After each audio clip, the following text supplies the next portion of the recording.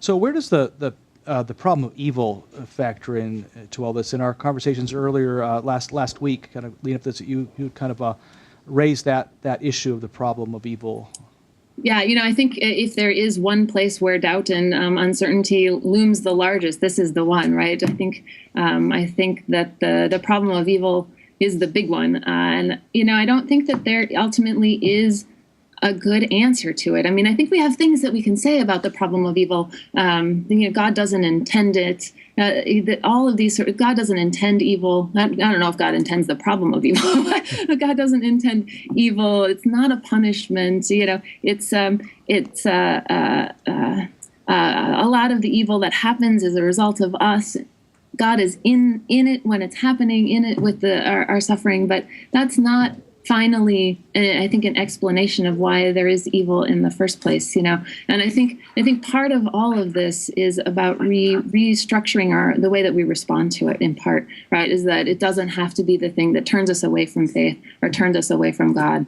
So that it's more sort of about restructuring how we respond to evil in those places. Not really an answer to it, and that's it wraps into this call to really have a faithful life include questions and doubt. And so staying in the faithful life doesn't demand having an answer to the problem of evil. Staying in the faith doesn't demand necessarily being comfortable with everything that science tells us first off, right? It really demands working into it, living into it, and trying to wrestle with it. Yeah.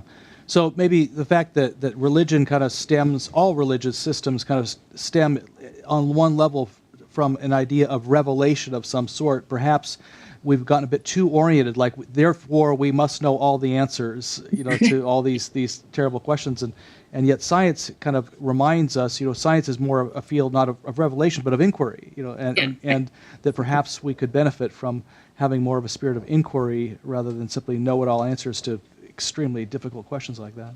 Yeah, actually, I think that's one of the places that science has quite a lot to teach us. Not, the content is great, but the mode there. I think that being really open to doubt and challenges and whatnot, I think there's a lot there that we could incorporate into the way that a faithful life looks. Having that, kind of community sense of asking the good questions and challenging one another in the right ways. I think that really is one of the things that the way that science embraces questions as the way to move forward. There's a lot for us to take in there. Well, we may not be able to resolve, all those tensions between faith and science, and we may, and when it comes to human consciousness, we, there, as Dr. Schweitz indicated, there are a lot of issues to be worked through with respect to human agency and our ability to make, where does consciousness come from, and is there simply a material cause, or is there a non-material cause, and so forth.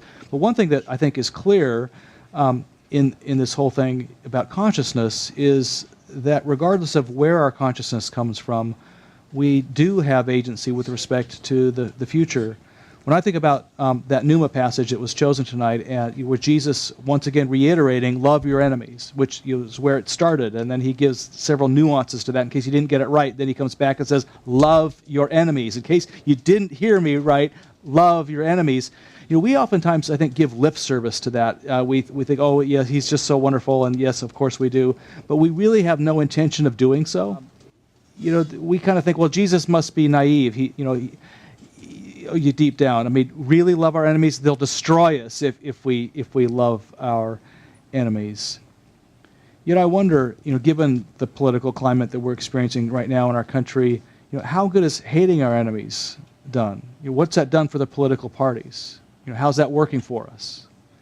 Or if we look at the earth projected out into the future, 100 years, 200 years, as we've evolved better and better, more refined ways of killing each other and democratized the instruments of mass destruction, how naive would Jesus sound in his command, not his suggestion, but his command to love our enemies, if to people in a future generation who may have just gone through World War III, people who may be suffering under a nuclear winter, or where the world has gone global warming crazy.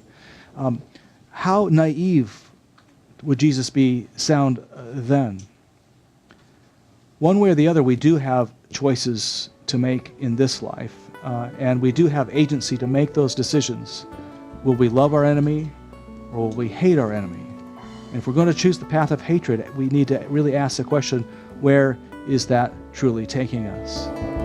Maybe we're just lucky and blessed to bear witness to the flashing of this meteor, the tail of this comet.